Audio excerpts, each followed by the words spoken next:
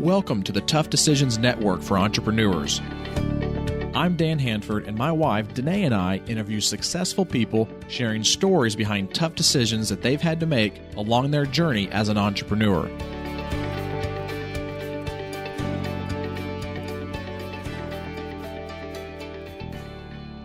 On the podcast with us today is Michael Blanc. Michael, welcome to the podcast. Hey, Dan. Thanks so much for having me. Hi, Michael. We appreciate you taking the time to talk with us today. And we want you to get our interview started by just talking a little bit about your background as an entrepreneur and where your current focus is at this point. Yeah, I have a background like a lot of people. I was taught to get good grades, get a good job. That's what I did. I got into computer science and was a programmer when I got out of school, worked for America Online, and then joined a software startup in the late 90s. We went public in 2000, put a bunch of money in my pocket, which was great. And then I read Rich Dad Poor Dad, and it completely shifted my entire outlook. So instead of, it was like, my gosh, it doesn't matter how much money I have in the bank or what my salary is, all about passive income. And I had very, very little. And so I decided to, quote, throw it all away.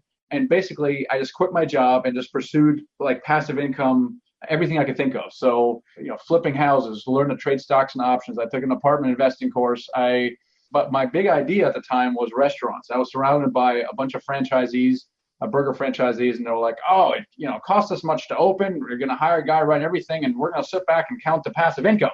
I'm like, sweet, that's what I want. So my big idea wasn't real estate at the time, it was restaurants. So I went all in.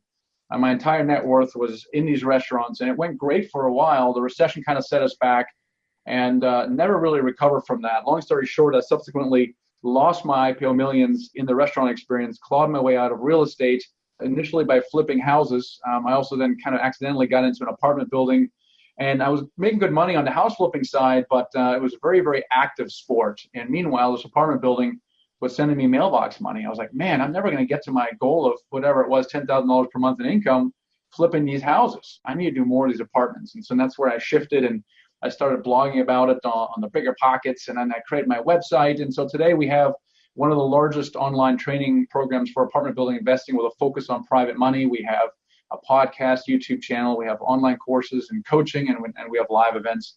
And we're also doing apartment building deals primarily with our students. It's amazing to me how fast you have grown your program as well, because how long have you been doing it? I started blogging in 2014, so it was really 4.5, almost 5 years that I started doing it. So it is fairly rapid as well, but it seems like a long time to me, Dan. Well, I love your story because you definitely do have a good story. And, I know you're probably going to talk about this towards the end, but I want you to also talk about it now about, you wrote a book, and what's the main concept and the main thought behind that book, and how can the listeners get a copy of it? So my journey, it was so convoluted, my journey to financial freedom. And I was probably financially free like 2 times, and it never stuck, and lost everything. And so the focus of the book really is how to achieve financial freedom with real estate. And of all the stuff I've done, real estate is the best vehicle, but it's not just any real estate, it's specifically apartment building investing. And that's really the focus of the book. Most people don't consider it because of what they think they know, and they think they need a lot of experience, they think they need a lot of money, and neither of those are true. So in the book I kind of debunk those myths, and then I kind of talk about how people can do their first deal. At that point, then it triggers something called the law of the first deal, which means the second and third basically happen automatically once you do that first deal. It's really just that first deal that when people can do that, that's that biggest hurdle, what the whole book is all about, really, right? That's right. And then once you trigger the law of the first deal, it just kind of happens automatically. And then most people are done in 3 transactions. They've covered their living expenses, they quit their job, and now they can do whatever they want. And many just can't keep going because they find it's fun.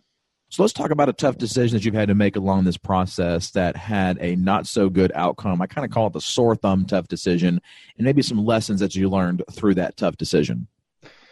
Yeah, the tough decision was to quit my job at the time. It was really, really tough on a variety of levels. Number one, I threw away my master's degree, my 15 years of experience up to that point in the industry. And my path was to be CEO of a software company. That's kind of the track I was on. And kind of throwing that away for something else, that was pretty painful. And obviously I went through a lot of pain after that on multiple levels through the restaurant crisis. So the people that you were working with when you were in those days of, the software development and stuff like that, what did those people tell you? Were they negative? Were they positive? Like, what was the thoughts behind that? People generally think that you're crazy when you do this kind of stuff. And Sure. What's most discouraging, as you may know, is that your friends and family really are not a good support group. They kind of think you're crazy. Why are you giving up a good thing? You have stock options, you have a great salary, you have money in the bank. Why would you ever throw that away? I'm like, you are such an idiot. And that's predominantly what was happening. And it's really because I wasn't surrounded by any kind of entrepreneurs. I'm an entrepreneur at heart, but I didn't know it. It was like latent inside of me. So when I read Rich Dad Poor Dad, it was almost like my eyes were opened. And it took a while. And one of the things I did not do very well is I did not build a very good support network. I figured I had a bunch of money in the bank, and that really, I was the man. I didn't really need any help. And in hindsight, my gosh, that was a pretty expensive lesson to learn, is to make sure that before you do anything really meaningful of anything that requires transformation in life, to have a support network around you, a mentor, and things of that nature. Well, let's talk about another tough decision that you had to go through that had a really good and positive outcome and some of the lessons through that one. Yeah, a positive one was obviously my shift into real estate. And so back in 2006 and 7, I flipped like 3 or 4 houses, but it was kind of like, it was a fun thing to do just to kind of learn a little bit. But once I had all my money deployed in the restaurants and 2009 rolled around, I really felt like real estate is the way out of that. And it was a difficult decision because it was kind of a new thing for me. And really the better alternative would have been to get a job at the time, because I needed money coming in. And so it was still a kind of a new thing.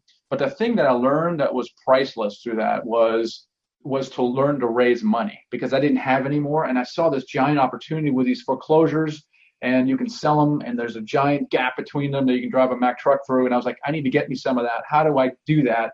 And so I learned the art and science of raising money. And that was really a valuable lesson from that. Well, and I think, you talk about the shift into real estate, but really the shift into multifamily is really what kind of kicked it off, right?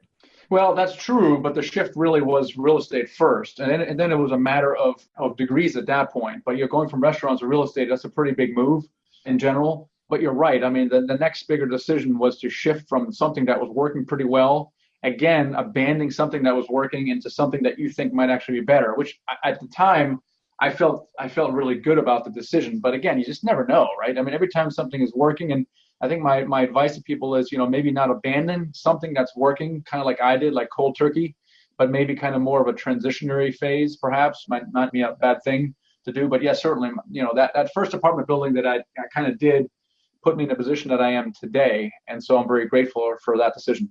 How many units was your first apartment? It was 12 units in Washington, D.C. And what was ironic about that one is when I first did that deal, it was a complete nightmare. In fact, it was a lesson in itself, and it remained a nightmare for about 18 months. There was a tenant in there who was a professional tenant in the great district of Washington, D.C. It's a real challenge. And it created quite a bit of issues for me. And I missed my projections. I didn't make a distribution for like the last, first 18 months. So my investors weren't very happy.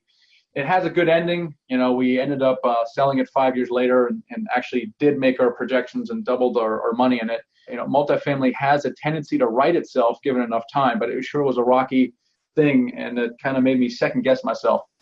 So I also want you to talk about, maybe a little bit about what went through your mind, or what kind of went, maybe across your desk, if you will, that made you go, let me look at multifamily versus doing the single family route. Yeah, that's like I said, is I'm doing all this stuff on the single family house. I'm mostly making pretty good money on the flipping stuff, but man, I am like so involved in everything. And I read all the right books. I was buying houses sight unseen. I was people handling the closing, but there's always something going on, and that required your participation in something. Meanwhile, once I got this property stabilized, they were just sending me a check every month, and I was like, man, this is cool. Maybe I should do a little less of that and more of this. And once I really reflected on, hey, I want $10,000 of passive income, I was like, I know, I'll just shift my flipping to holding. If every house generated $200 a month in income, I would need 50 houses. I had just done 3 dozen over, 2.5 years. I'm like, man, that was a lot of work. Now I got to do almost twice as many, and then someone's going to manage this whole thing. I was like, man, this is a nightmare. What else can I do? And that's when I said, you know what, I'm just going to go focus on these apartment buildings, and that's kind of what I did. And what I like about the apartment buildings is that you can scale it, meaning that I can start small But my second deal that then comes around is going to be, is going to be bigger, and the third one's going to be bigger. So I don't have to do 50 transactions. I can do 3 and essentially cover my living expenses. And that's kind of what I saw in my podcast when I interviewed people who quit their jobs. Like 98% of them did it with apartment buildings. Now, they may have started with single family, came to the same conclusion I did. Oh my gosh, I can't get there. It's in my lifetime. What can I do to accelerate that? And people who've skipped a single family house, within 12 to 24 months, they've quit their job. And that's wow, that is so amazing. And it's happened over and over and over again, which is what motivated me to write this book, because it was one of the things no one talks about. So for a listener that might not be familiar with, apartments and investing in multifamily and those kind of things, they might be looking at this going, well, buying a single family or a couple of those single family houses might actually not be as much work as a 12 unit. So how can you explain to them maybe that how a 12 unit apartment is actually easier than just buying a 1 unit single family house? I thought the same thing, Dan, in the beginning. And I remember when I put this thing in the contract and I drove up to it and I saw this giant brick building, 3-story. And I was getting the cold sweats that I just put this thing in the contract and now had to go raise money and do due diligence and blah, blah. And then surprising thing happened. Literally a week later, I'd spent I drove there, I talked to people, I interviewed people, I talked to investors, I did this all activity. The property became very familiar to me. And after about a week, I'm daggone it, I wish this thing were twice as big, because I inherently felt that the amount of work to do a 12 unit was about the same as a 30 unit. And it's a surprising thing, and this is why the law of the first deal works the way it does, is your comfort zone expands so rapidly as you get into a deal. And that's kind of what happened to me as well. And it might be a little bit more work, it might be. I don't disagree with you, but it's not a lot more work. But the resulting outcome is disproportionately bigger than the extra work that you're doing. Michael, talk a little bit about some of the strategies that you use when you are facing a tough decision. How do you approach that decision? Interesting. Depends on when you ask me that. That certainly has evolved. I think one of my early wake-up calls was when I quit my job and went out on my own. One of the first lessons I learned was that I don't control everything anymore. And I'm kind of a control freak, and I felt like I always controlled an outcome at my job. I would do certain things. I would get a promotion. I would do this and whatever. And I felt once I set out that I could no longer control things. I couldn't control people walking in my restaurant buying my pizza, for example. I did a bunch of stuff. It didn't work. Why didn't it work? It should work. And this was very unsettling to me. And I think really what has changed for me over the last 12, 15 years is my faith has grown a lot stronger. I've gone to church all my life, and I knew God was there, but I never really needed him at all. And so through a series of experiences I've had, I've grown to get to know God a lot more and know that he's there and he actually cares for me. And after a while, you develop a peace around you, because you know that everything, no matter if the crap's hitting the fan right now, everything is going to be okay, and it's most likely happening for some greater good that you can't understand right now. So really, my experience has shifted quite a bit. So when things start going poorly, when I was in the depths of my restaurants, is really when I kind of retracted and spend a lot of time reflecting and reading and journaling and praying, and really trying to listen what should be next for me. And so that's just really why I started blogging in 2014. And my biggest gripe with God's plan was that the business plan really sucked, because everybody knows once you create a blog, well, it's going to take you several years before you can even begin monetizing it, if you're lucky. And, I didn't know that it would bring deals or money. I just kind of did it because I felt that's what I needed to be doing, is sharing my mistakes and successes with people, the short track. So that's kind of where I retreat to these days. We're going to take a quick break and hear from one of our show sponsors. When we come back, we'll talk to Michael about some of his favorites as it relates to his life as an entrepreneur. Have you ever thought about investing in real estate, but find yourself so busy that you don't have time for it? Do you have FOMO, which is the fear of missing out? At HanfordCapital.com, we help investors with passive real estate investments that project better returns than traditional investment vehicles such as the stock market. If you'd like to find out more about our passive real estate investments, visit HanfordCapital.com. That's HANDFORD Capital.com. We will jump on a call with you to discuss your investment goals and to see if our investments are a good fit for you. This advertisement is not to be construed as an offer or recommendation to buy or sell a security. Visit HanfordCapital.com. And we are back with Michael Blanc, and we're going to go through a series of quick questions and answers that we call the trifecta. And I want you to start us off, Michael, by talking about your favorite technology that you use in business that helps make your life easier every day. That is a hard one to answer, Dan, because, my gosh, we use technology for everything. I mean, our team is virtual. We buy property that are out of area. I mean, we're just using technology all over the place. So I'm going to, without in particular order, I'll just mention a few. We use Monday.com for project management and inter-team communication. And we use it a lot. Some people use Slack. We like to use Monday.com. I use something called Boomerang for Gmail that helps messages come back if someone does not reply. So if I send you an email and I expect a response tomorrow morning and you drag your feet for 3 days, it comes back into my inbox. Gosh, I don't even know where to begin on that. So those are a couple things that just came to mind.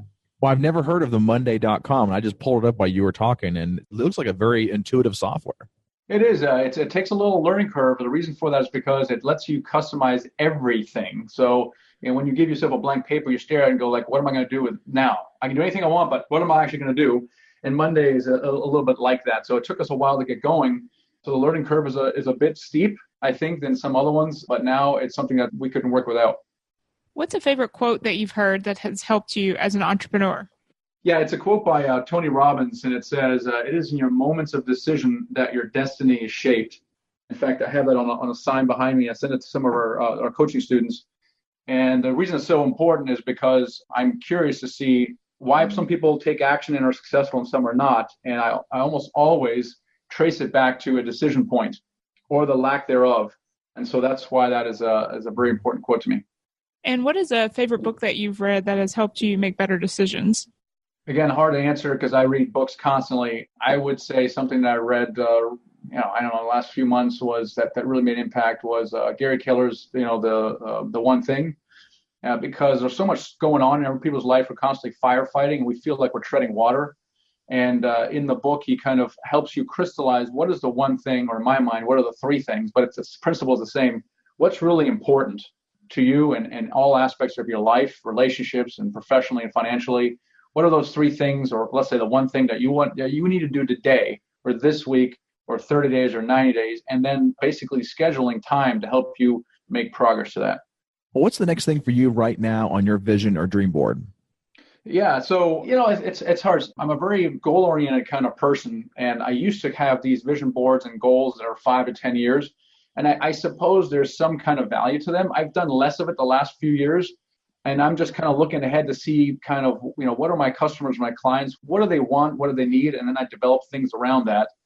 So it's a difficult question for me to answer. I just want to continue doing the best that I can to serve my clients and customers. And I assume that's going to involve growing the educational platform. I'm just really excited about the successes our students are having and just getting the word out more that people can actually quit their jobs with real estate, with apartment buildings. And, we're about 1,000 units right now. And, arbitrarily, my goal is to be at 10,000 units in 5 years. But again, highly arbitrary. But again, just kind of keep doing what we're doing and just getting better at it. How can the listeners reach out to you if they want to contact you, follow you more, or maybe even get a copy of your book? Yeah, I'm at themichaelblanc.com. That's THE Michael Blanc, BLANK.com, or just Google apartment building investing. And we have a lot of free resources. We have a podcast. We have a YouTube channel. We have blog articles. The book is on Amazon. It's called Financial Freedom with Real Estate Investing. It's a bright yellow cover. We also have online training, coaching, and live events. So you can find everything at themichaelblanc.com.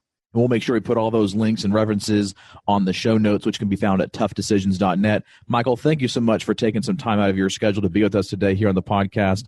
Looking forward to continuing to follow you and looking forward to seeing how you grow and looking forward to having you on a future episode. Awesome. Thanks, guys. I really appreciate it. Thank you for listening to the Tough Decisions Network. Be sure to visit toughdecisions.net to gain access to show notes for this episode and to join our free weekly entrepreneur email where we will send you news about the latest technology for your business, inspiring quotes, and the latest books for entrepreneurs. That's toughdecisions.net.